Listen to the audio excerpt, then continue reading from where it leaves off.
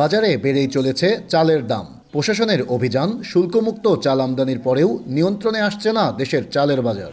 কুষ্টিয়ার বাজারগুলোতে গত এক মাসে 3 দফায় চালের দাম কেজিতে বেড়েছে 5 থেকে 6 টাকা।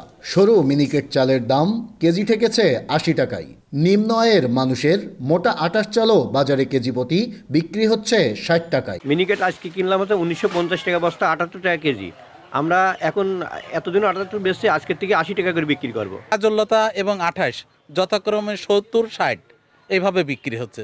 চালের বাজারের এমন অস্থিরতার জন্য দায়ী দেশের অন্যতম চালের মোকাম কুষ্টিয়ার খাজানগরের golden auto rice mill, Jahanara auto rice mill, Jafar food products, Desh agro ও আহাদ অ্যাগ্রো ফুড, যাদের হাতেই নিয়ন্ত্রণ হচ্ছে দেশের চালের বাজার।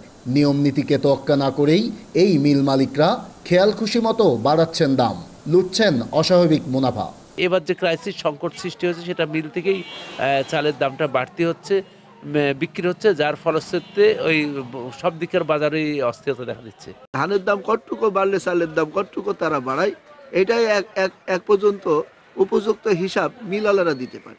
তবে এ বিষয়ে অভিযুক্ত মিল মালিকরা কথা বলতে রাজি না হলেও গোল্ডেন রাইস মিলের ম্যানেজার বলছেন, কোন মিল কী দামে চাল বিক্রি করছে তা জানা নেই তার।